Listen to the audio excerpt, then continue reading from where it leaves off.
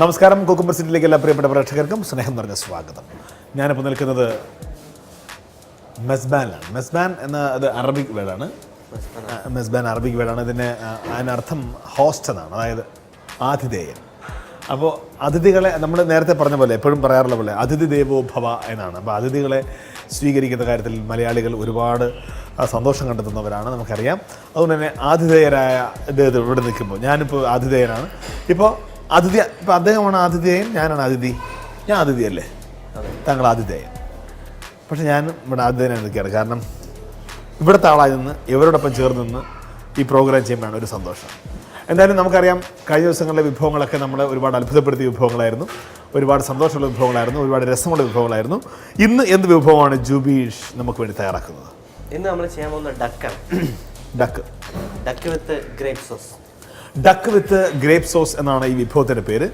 അപ്പോൾ എന്തായാലും ഡക്ക് ഉണ്ടാവും, ഗ്രേപ്പ് സോസും കാണും. ഇതിനിടയിൽ എന്തൊക്കെ സംഭവിക്കുന്നു, ഇതിന് അവസാനം സംഭവിക്കുന്നത് ഞാൻ കഴിക്കും, ടേസ്റ്റ് ഉണ്ടാവും, അത് കഴിക്കുന്ന കാര്യങ്ങൾ പറയുന്നതായിരിക്കും അല്ലേ?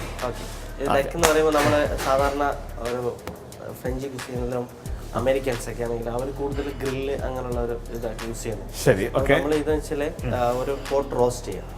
നമ്മൾ ഈ ഡക്ക് എടുത്തിട്ട് ഒരു മാരിനേറ്റ് ചെയ്തിട്ട് അത് പോട്ട് റോസ്റ്റ് ചെയ്തിട്ട്, പോട്ട് റോസ്റ്റ് എന്ന് പറഞ്ഞാൽ പോട്ട് റോസ്റ്റ് ഒരു പോട്ടിൽ ഓരോ പോട്ടിൽ നമ്മൾ എടുത്തിട്ട് റോസ്റ്റ് ചെയ്തെടുക്കണം. അതിൽ റെഡ്യൂസ് ചെയ്ത് കുക്ക് ചെയ്ത് അങ്ങനെ എടുത്തിട്ടാണ് അത് ചെയ്യുന്നത്. ഓക്കെ. അപ്പോൾ അതിന്റെ ഇൻഗ്രീഡിയൻസ് ഒക്കെ ഒന്ന് പരിചയപ്പെടാം.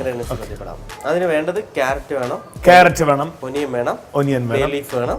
അതായത് നമ്മുടെ വയനയിലല്ലേ ഇതിന് പറയുന്നത്? വഷ്ണയില.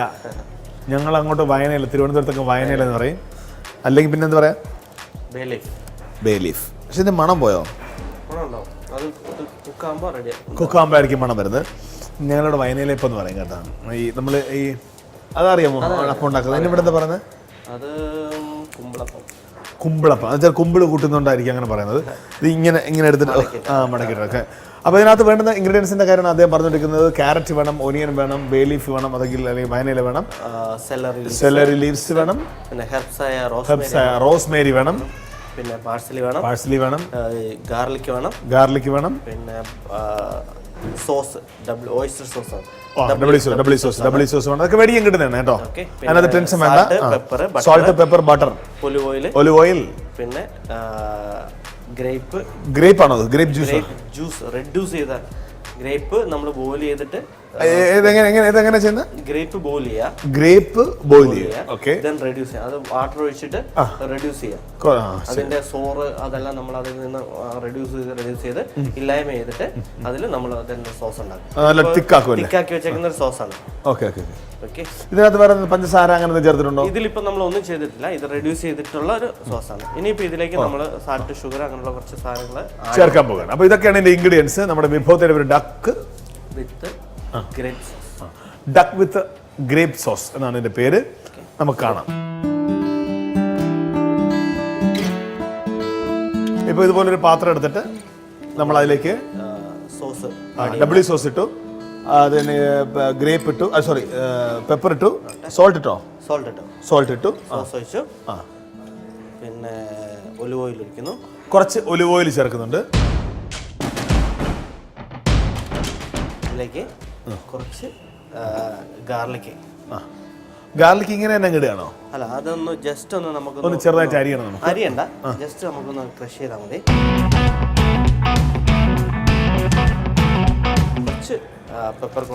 കുറച്ച് പെപ്പർ ഇട്ടു, പിന്നെ ബേ ലീഫ് അങ്ങനെ ഇങ്ങനെ പിടിച്ചങ്ങിട്ടു.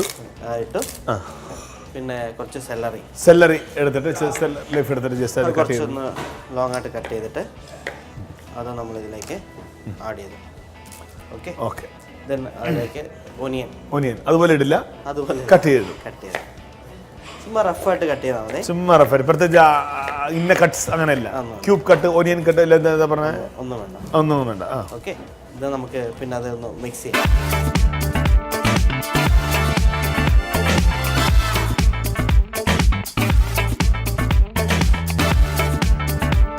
ഇനിയാണ് നമ്മൾ ഡക്ക് രാജകുമാരനെ കട്ട് ചെയ്തിട്ട് ഡക്കിന്റെ ഏത് പോർഷൻ എടുക്കുന്നത്? ആക്ച്വലി ഇത് നമ്മൾ ലെഗ് പീസ് ആണ് യൂസ് ചെയ്തേക്കുന്നത്. ലെഗ് പീസ് പക്ഷെ വലുതാണ് കുറച്ചുകൂടി. ഇത് ബോയിലർ ഡക്കാണ്. ഓക്കെ, ബോയിൽ ചെയ്താണോ? ബോയിലർ ഡക്ക്, ബോയിലർ കോഴി എന്ന് പറയുന്ന പോലെ. ഓ അത് ശരി ശരി ശരി, നാടനല്ല.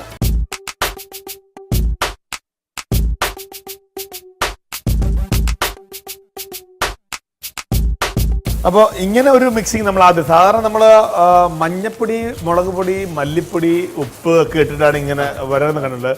ഈ വെജിറ്റബിൾസ് ഇട്ട് വിരകുന്നത് ഞാൻ ആദ്യമായിട്ട് കാണുകയാണ്. അപ്പോൾ ഇതൊക്കെ ഇതിൻ്റെ കലാവിരുദ്ധത്തിൻ്റെ ഒരു ഭാഗമാണെന്നാണ് തോന്നുന്നത്. അത് പ്രത്യേക രീതിയിലാണിത് മിക്സ് ചെയ്യുന്നത്. ഇത് ശരിക്കും ഒരു 1 hour വെക്കണം, ഇത് നന്നായിട്ട് മസാല ഒക്കെ പിടിച്ചിരിക്കാനായിട്ട്. മാരിനേറ്റ് ചെയ്ത് 1 മണിക്കൂറോളം വെച്ചതിന് ശേഷം മാത്രമേ ഇത് പാചകം ചെയ്യാവൂ. ഇത് പാകമാകണം, അതിന് ശേഷം നമ്മൾ പാചകം ചെയ്യാം. അപ്പോൾ അങ്ങനെയാണെങ്കിൽ ഒരു ബ്രേക്ക് ഉണ്ട്. അപ്പോൾ ഇത് ഗ്രേപ്പ് സോസ് ഇത് അങ്ങ് കുടിച്ചതിൻ്റെ ബാക്കിയാണല്ലേ? അങ്ങ് കുടിച്ചതിൻ്റെ ബാക്കിയാണ് ഞാൻ കഴിക്കേണ്ടത്. എനിക്ക് അത് കഴിക്കണം. ഇത് ഇങ്ങോട്ടെല്ലാം വലിച്ചെറിയും ഞാൻ. അപ്പോൾ എന്നാലും ശരിയാണ്. ഇത് മിക്സ് ചെയ്ത് കഴിഞ്ഞാൽ 1 മണിക്കൂർ ഇരിക്കണം. ഇരുന്നാൽ മാത്രമേ നമുക്ക് ഇതിൻ്റെ പരുമാവുള്ളൂ, മസാല എല്ലായിടത്തും പിടിക്കുകയുള്ളൂ. അതുകൊണ്ട് തന്നെ 1 മണിക്കൂർ വേണ്ട, ഒരല്പസമയം മാത്രം ചെറിയൊരു ബ്രേക്ക് എടുത്ത് ഞാൻ തിരിച്ചു വരാം. അതുവരേക്കും ഞാനൊന്ന് ഈ അവശേഷിക്കുന്ന ഗ്രേപ്പ് ജ്യൂസ് ഒന്ന് കുടിച്ചോട്ടെ പ്ലീസ്.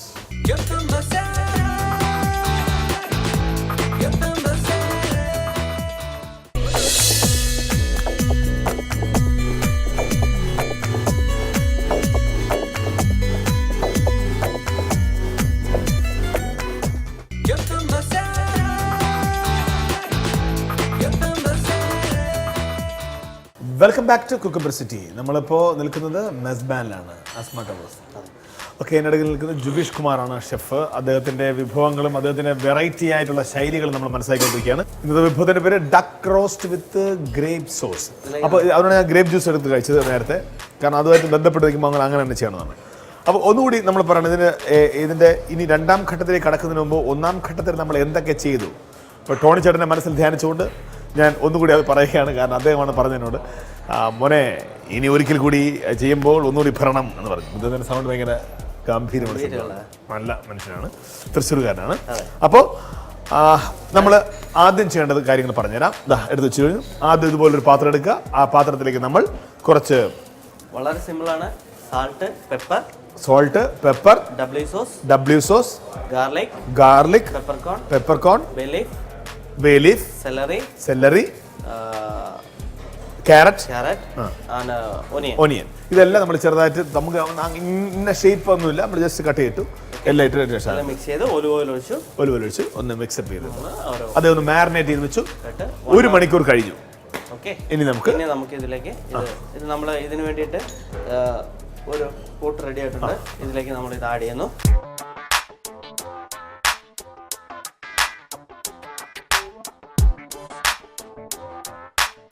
വെജിറ്റബിൾസ് എല്ലാം പച്ചക്കാണ് വേണ്ടിയിരിക്കുന്നത്, റോ വെജിറ്റബിൾസ് ആണിത്. അതെല്ലാം അതിൽ കിടപ്പുണ്ട്. ആഡ് ചെയ്തു. ഇനി നമുക്ക് ചെയ്യേണ്ടത് ആ കയ്യറോ ഊരികളാണ്, ഊരി മാറ്റി നമുക്ക് അതിലേക്ക് ലൈറ്റായിട്ട് കുറച്ച് വെള്ളം ഒഴിക്കാം. വെള്ളം ഒഴിച്ചു കൊടുക്കുക, കാരണം ഡക്ക് കുക്ക് ചെയ്ത് വരാൻ തന്നെ കുറച്ച് ടൈം എടുക്കും. അപ്പോൾ ലേശം നമ്മൾ വെള്ളം ഒഴിച്ചു കൊടുത്തു. ബോയിലർ ഡക്കായതുകൊണ്ട് വളരെ വേഗത്തിൽ പാകമായിക്കോളും. പാകം നമ്മളിത് ഒന്ന് റെഡിയാക്കി ഒന്ന് മിക്സ് ചെയ്ത് വെച്ച് തന്നെ നമ്മളിതിലേക്ക് അടച്ചു. താങ്കൾ കുറച്ച് സമയം അവിടെ നിൽക്കുന്നത് ഞാൻ കണ്ടിരുന്നു. താങ്കളുടെ പേരെന്താണ്? പ്രകാശ്. ഭയങ്കര സ്ട്രോങ് ആണ്, എൻ്റെ കൈ ഒടിച്ചു. ഓക്കെ, നമ്മുടെ മെസ്ബാൻ എക്സ്പ്രസ് എന്ന് പറഞ്ഞാൽ നമുക്കൊരു ഔട്ട്ലെറ്റ് ഉണ്ട്. മെസ്ബാൻ എക്സ്പ്രസ്. ഓക്കെ, അവിടുത്തെ ഷെഫാണ്. ഓക്കെ, ഇവിടെ എത്ര നാളായി? നേരത്തെ എവിടെയായിരുന്നു? സൗദി അറേബ്യയിലായിരുന്നു. ഓക്കെ, ഫാമിലിയൊക്കെ ഇവിടെ ഉണ്ടോ? പാലക്കാടാണ്. ഓക്കെ, പാട്ട് പാടുമല്ലേ? ഇവിടെ ആരാ പാട്ട് പാടുന്നത്? ഞാൻ ഭയങ്കര പാട്ടുകാരനാണ്, കാരണം എന്നെ കാരണം ഇപ്പം ആൾക്കാർക്ക് ഇരിക്കപ്പെടുന്നില്ലെന്ന് പറഞ്ഞു എൻ്റെ പാട്ടുകൾ കേട്ട്. അപ്പോൾ എന്നാലും ശരി, പരിചയപ്പെട്ട സന്തോഷം. ഇടയ്ക്ക് വീണ്ടും കാണാം നമുക്ക്. Thank you so much. Okay, അപ്പോൾ ഇത് ബോയിൽ ആവി വരുന്നുണ്ട്. തിരിച്ചിടാം. ഈ ബോയിൽ ഡക്ക് ആയതുകൊണ്ട് തന്നെ വളരെ വേഗത്തിൽ അത് പാകമായിക്കോളൂ അല്ലേ? അടുത്ത രാവി വരവോടുകൂടി അടുത്ത ഒരു ബലിൻ്റെ നാടകം ആരംഭിക്കുന്നതൊക്കെ നമ്മൾ കേട്ടിട്ടുണ്ട്. പണ്ട് ഇങ്ങനെയാണ്, അടുത്ത ഒരു രംഗത്തോടു കൂടി ഈ നാടകം ഉണ്ടാവും എനിക്കൊന്ന് പറഞ്ഞ പോലെ. അപ്പോൾ അടുത്ത ഒരു ആവിയോടുകൂടി അപ്പോൾ നമുക്ക് ആക്ച്വലി ഇതിപ്പോൾ നമുക്ക് ഇതിനകത്ത് കുക്കറിലൊന്നും വെക്കേണ്ട കാര്യമില്ല. കുക്കറിലൊന്നും വെക്കേണ്ട കാര്യമില്ല. ബ്രോയിലർ ആയതുകൊണ്ട് ഇത് നമ്മൾ ഇത് ശരിക്കും ഇതിന്റെ വാട്ടർ കണ്ടന്റ് ഫില്ലായി അതിലേക്ക് ഉള്ളിൽ ആ വെജിറ്റബിൾസിന്റെ എല്ലാം സ്റ്റോക്ക് ഈ മീറ്റിലേക്ക് അബ്സോർവ് ചെയ്തിട്ട് റോസ്റ്റ് ആയി വരും. ലാസ്റ്റ് ഫൈനൽ സ്റ്റേജിൽ അതൊരു റോസ്റ്റ് ആയിരുന്നു. അത് കറുത്ത കളറിൽ മലയാളത്തിൽ വേണമെങ്കിൽ വെജിറ്റബിൾ ഡക്ക് കറി എന്ന് പറയാം. ക്രിസ്മസ് എന്ന് പറയുമ്പോൾ ഡക്ക് ഇമ്പോർട്ടൻസ് ആണ് അവരുടെ എല്ലാ മലയാളീസിനാണെങ്കിൽ നമ്മുടെ നല്ല താറാവ് കറികള്, മപ്പാസ്, താറാവ് റോസ്റ്റ്, അത് ക്രിസ്മസിന് വളരെ ഇമ്പോർട്ടൻസ് ഒഴിച്ചുകൂടാനാവാത്ത. ഇത് നമ്മുടെ ഈ മെനുവിനകത്തുള്ളതാണോ? അതെ, ഈ മെനുവിൽ നമ്മൾ 2 ടൈപ്പ് ചെയ്യുന്നുണ്ട്. ഒരു നാടൻ ടൈപ്പ്, അതായത് മുല്ലപ്പന്തൽ താറാവ് കറി എന്ന് പറഞ്ഞാൽ മുല്ലപ്പന്തൽ താറാവ് കറി. മുല്ലപ്പന്തൽ അതുകൊണ്ട് വയ്ക്കുമോ? അല്ല, പിന്നെ സ്റ്റൈൽ ഓഫ് മുല്ലപ്പന്തൽ. ഓ അങ്ങനെ. ഞാൻ വിചാരിച്ചു താറാവ് ഈ കറി ഉണ്ടാക്കി വെച്ചിട്ട് ആൾക്കാർ ഇതിനകത്ത് വരുന്ന ഗസ്റ്റുകൾ ഒരു മുല്ലപ്പന്തലിനകത്ത് കൊണ്ടുവരുത്തിട്ട് കഴിച്ചോളൂ എന്ന് പറയുന്നത്. മലബാറിൽ നമ്മൾ പൊതുവെ നിൽക്കുമ്പോൾ തെക്കോട്ട്, അതായത് നമ്മുടെ നാട്ടിലേക്ക്, ഞാനും അനീഷും ഒക്കെ ഉൾപ്പെടുന്ന നമ്മുടെ നാട്ടിലേക്ക് പൊതുവെ ഒരു ടച്ചാണ് നമ്മുടെ ഈ ക്രിസ്മസ് മെനുവിൽ. പൊതുവെ അവിടെയാണ് കുറച്ച് കൂടുതൽ സിറിയൻ ഫുഡുകളിലും അങ്ങനെ ഒരു ക്രിസ്മസ് അതിനനുസരിച്ചുള്ള ഫുഡുകളൊക്കെ. അപ്പോൾ അതിൽ ബേസ് ചെയ്തിട്ടാണ് നമ്മളിത് ചെയ്യുന്നത്. തീർച്ചയായിട്ടും കോഴിക്കോട് നിവാസികൾക്ക് ഇവിടെ വരാം. ഇവിടെ വന്നു കഴിഞ്ഞാൽ നമ്മുടെ മെസ്ബാനിൽ വന്നു കഴിഞ്ഞാൽ നിങ്ങൾ വളരെ സ്നേഹത്തോടെ ഇവിടെ സ്വീകരിക്കാൻ ആതിഥേയർ തയ്യാറാണ്. നമുക്കറിയാം അതിൻ്റെ പേര് തന്നെ നമ്മൾ അന്വർത്ഥമാകുന്ന തരത്തിലാണ്. കാരണം ഇവിടുത്തെ അവരുടെ ആ രീതികളും നമ്മുടെ സ്വീകരിക്കുന്ന രീതിയായാലും ശരി, വരുന്ന ഗസ്റ്റിനോട് പെരുമാറുന്ന രീതിയൊക്കെ തന്നെ കാണുമ്പോൾ അറിയാം അവരുടെ പേര് അന്വർത്ഥമാക്കുന്ന രീതിയിലാണ് അവർ പെരുമാറുന്നത്. ആതിഥേയരായി തന്നെ നിന്നുകൊണ്ട് അതിഥികളെ സ്വീകരിക്കാൻ അവർ സന്നദ്ധരാണ്. അതിനും മനോഹരമായി നല്ല വിഭവങ്ങൾ സമ്മാനിക്കാൻ ജുബി ഷെഫും റെഡിയാണ്. ഇന്ന് നമുക്ക് ചെയ്യാൻ പോകുന്ന വിഭവത്തിൻ്റെ ഡക്ക് വിത്ത് ഗ്രേപ്പ് സോസ്. അപ്പോൾ ഡക്ക് ഇവിടെ കിടന്ന് റോസ്റ്റ് ആയിക്കൊണ്ടിരിക്കുകയാണ്.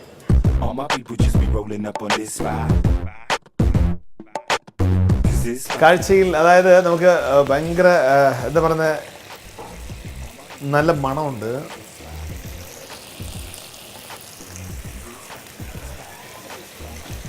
ഈ ഒലിവ് ഓയിൽ ഒഴിച്ചുകൊണ്ടാണ് ഇതിൻ്റെ ടേസ്റ്റ് ഇങ്ങനൊരു മണം. ഒലിവ് ഓയിൽ, പിന്നെ സോസുകൾ, പിന്നെ ബേ ലീഫ്, ഒനിയൻ, ക്യാരറ്റ്, ഡക്കിന് അതിൻ്റെതായ ഒരു ഹൈലൈറ്റ് ചെയ്യുന്ന ഫ്ലേവർ ഉണ്ടാവുമല്ലോ. പിന്നെ സ്കിന്നിലുള്ള ഫാറ്റ്. ഒരു കാര്യം ശ്രദ്ധിക്കണം, നമ്മൾ ഇതിൻ്റെ സ്കിന്ന് വെച്ചോളാം അല്ലേ? പൊതുവെ താറാവിന്റെ സ്കിൻ ആരും ഒഴിവാക്കാറില്ല.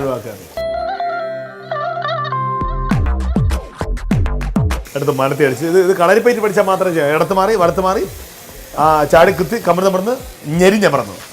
സോസ് ഫുള്ള് പറ്റി ഫുള്ള് അബ്സോർവ് ആയിട്ട് നമ്മൾ ഒഴിച്ച സോസ് എവിടെ? കണ്ടുപിടിക്കാനില്ല, പൊടി പോലുമില്ല. കണ്ടുപിടിക്കാനെന്ന് പറഞ്ഞ പോലെ സോസിന്റെ വഴിക്ക് പോയി വിചാരിക്കരുത്. എല്ലാം ഇതിങ്ങനെ അബ്സോർവ് വെച്ചിട്ടുണ്ട്. ഏകദേശം റെഡി ആയിരിക്കണം. ഇനിയിപ്പോൾ നമുക്ക് ഇതൊന്ന് അപ്പുറത്തോട്ട് മാറ്റി വെക്കാം. ഇല്ല, നമുക്ക് അടുത്ത കുക്കിംഗ് സ്റ്റേജിലേക്ക്. ഓ, ഇനിയുണ്ടല്ലേ? ഞാൻ ഇപ്പുറത്തോട്ട് മാറ്റി വെച്ചപ്പോൾ ഇത് ഒന്ന് അവിടെ ഇരുന്നുണ്ട്. അപ്പോൾ ഇതിൻ്റെ 1-2 ഘട്ടം കഴിഞ്ഞു. ഇനി 3-ാം ഘട്ടത്തിലേക്കാണ് നമ്മൾ കിടക്കുന്നത്. 1-ാം ഘട്ടം നമ്മളിത് മാരിനേറ്റ് ചെയ്യുന്നതായിരുന്നു. അത് കഴിഞ്ഞ് 1 മണിക്കൂർ കഴിഞ്ഞിട്ടാണ് നമ്മൾ വീണ്ടും തുടങ്ങിയത്. ഇപ്പോൾ 2-ാം ഘട്ടത്തിൽ നമ്മളിതിൻ്റെ മാക്സിമം റെഡ്യൂസ് ചെയ്തതിൻ്റെ കാര്യങ്ങളൊക്കെ, ഇതിൻ്റെ സോസും മറ്റു കാര്യങ്ങളൊക്കെ മുഴുവനായിട്ട് അബ്സർവ് ചെയ്ത് കഴിഞ്ഞു നമ്മുടെ ഡക്കിൻ്റെ മീറ്റ്. അപ്പോൾ അത് ഏകദേശം മാറി. ഇനി 3-ാം ഘട്ടത്തിലേക്കാണ് നമ്മൾ കിടക്കാൻ പോകുന്നത്. അപ്പോൾ അതിൽ നമുക്ക് കുറച്ച് സെല്ലറി ഇനി 2-3-ാം ഘട്ടത്തിലേക്ക് നമ്മൾ കിടക്കുന്നത്. കുറച്ച് സെല്ലറി ചെറുതായി കട്ട് ചെയ്യുന്നുണ്ട്. ഇപ്പോൾ 3-ാം ഘട്ടത്തിന്റെ ഭാഗമായിട്ട് നമ്മൾ കുറച്ച് സെല്ലറി കട്ട് ചെയ്തു. അതിനുശേഷം കുറച്ച് ഗാർലിക് വീണ്ടും എടുത്തിട്ടുണ്ട്. ചോപ്ഡ് ഗാർലിക് ആണ് വേണ്ടത്. അതുകൊണ്ട് ഒരു 3-4 അല്ലികളിൽ 3-4 ഗാർലിക്കിൻ്റെ അല്ലി എടുത്ത് നമ്മളിങ്ങനെ ചെറുതായിട്ട് അരിയുന്നുണ്ട്. കുറച്ച് ഒനിയൻ, നമ്മുടെ സവാള അല്ലെങ്കിൽ കപ്പ ഉള്ളി എന്ന് പറയുന്ന സാധനം കുറച്ചെടുത്തിട്ട് അതും ഒന്ന് ചോപ്പ് ചെയ്യാണ്.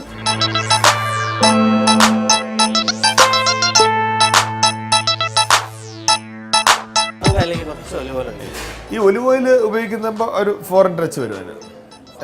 വളരെ ഹെൽത്തിയാണ്.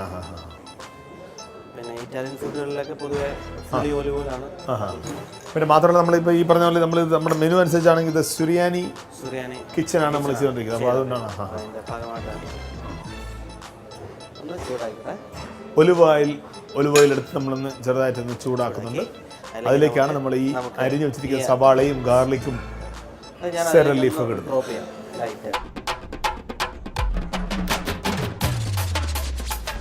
അതിലേക്ക് നമ്മൾ ഒനിയനും കൂടെ ചോപ്പ്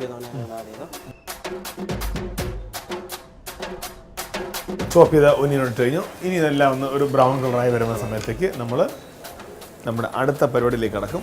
ഇപ്പോൾ 3-ാം ഘട്ടത്തിൻ്റെ ആദ്യ ഏരിയയിൽ സഞ്ചരിച്ചുകൊണ്ടിരിക്കുകയാണ് നമ്മൾ.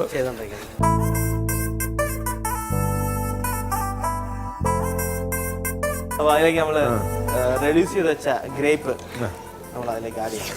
ഇവിടെയാണ് നമ്മുടെ കഥാനായികയുടെ എൻട്രി. നമ്മുടെ റെഡ്യൂസ് ചെയ്ത ഗ്രേപ്പ് ബോയിൽ ചെയ്ത് റെഡ്യൂസ് ചെയ്യണം അല്ലേ? അതെ.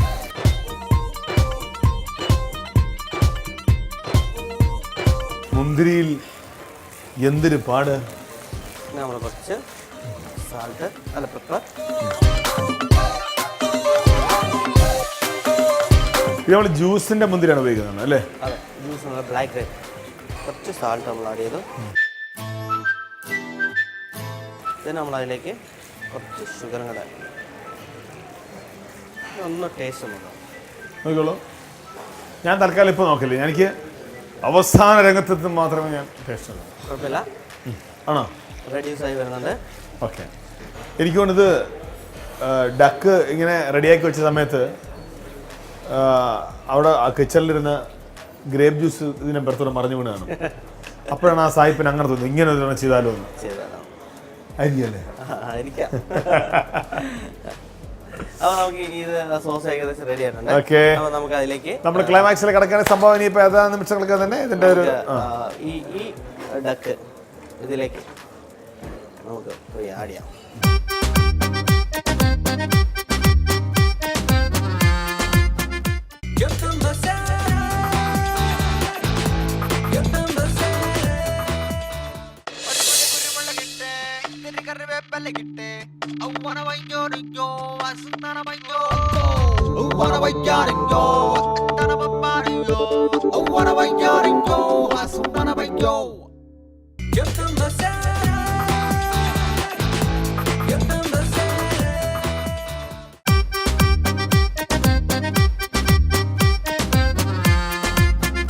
എനിക്കിപ്പോൾ ഒരു കാര്യം മനസ്സിലായി. കാരണം ഇത് പണ്ട് എനിക്ക് തോന്നുന്നു പുള്ളിക്കാരൻ സായിപ്പ് പണ്ട് ഡക്കിനെ ഇങ്ങനെ റോസ്റ്റ് ചെയ്തൊക്കെ വെച്ച സമയത്ത് കൊച്ചു എന്നെടുത്ത് അതിൻ്റെ മേലെ കൂടെ ഗ്രേപ്പ് ജ്യൂസാണ് എടുത്ത് ഒഴിച്ചെന്നുണ്ട്. അപ്പോൾ പുള്ളി ഇത് കഴിച്ചേക്കുമ്പോൾ ടേസ്റ്റ് ഉണ്ട്. കൊള്ളാലോ. അപ്പോൾ പുതിയ വാ വെരി ടേസ്റ്റി യുറീക്ക എന്ന് പറഞ്ഞിട്ട് പുള്ളി ഓടി കിടന്നിട്ട് പുതിയ സാധനം ഉണ്ടാക്കിയാണെന്നാണ് എൻ്റെ വിശ്വാസം.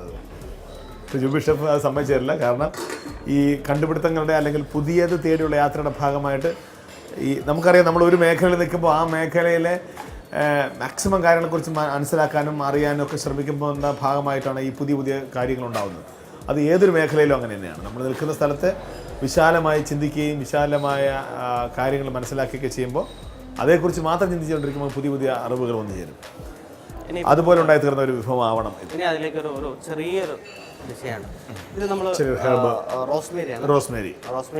റോസ്മേരിക്ക് എന്താ ഇവിടെ കാര്യം? റോസ്മേരി ഒരു ഹെർബ്സ് ആണ്. ഇത് നമ്മൾ വിത്ത് ഓയിലിൽ ഇത് ഏകദേശം ഒരു 1 month ആയിക്കാണ് ഇതിങ്ങനെ നമ്മൾ ഈ ഓയിലിട്ട് വെക്കുന്നത്. ഒലിവ് ഓയിൽ ശരി. അപ്പോൾ അതിൻ്റെ ഒരു ഫ്രഷ്നെസ് ഫീൽ ചെയ്യും. ഇപ്പോഴും അത് ആ ഗ്രീനിഷ് കളർ മാറാതെ അതിൽ നിൽക്കും. ആ ഓയിലിട്ട് വെക്കുന്നതുകൊണ്ടാണ് അത് അങ്ങനെ ചെയ്തത്. നമ്മൾ അതിലേക്ക് ഒരു 2-3 ഡ്രോപ്സ് നമ്മൾ അതിലേക്ക് ആഡ് ചെയ്തു. then അതിൻ്റെ കുറച്ച് ഓയിലും കൂടെ നമ്മൾ അതിലേക്ക് ഡ്രോപ്പ് ചെയ്തു. അപ്പോൾ നമ്മൾ മെസ്ബാനിലാണ് നിൽക്കുന്നത്. മെസ്ബാനിലെ ജുബീഷ് ഷെഫ് എൻ്റെ അരികിൽ തന്നെ ഉണ്ട്. അദ്ദേഹം വളരെയധികം ക്രിയാത്മകമായി ചിന്തിക്കുന്ന ആളായതുകൊണ്ട് തന്നെ അദ്ദേഹത്തിൻ്റെ വിഭവങ്ങളിൽ വളരെ വേറിട്ട് നമ്മൾ സാധാരണ കാണുന്നതിൽ നിന്ന് വളരെ വ്യത്യസ്തം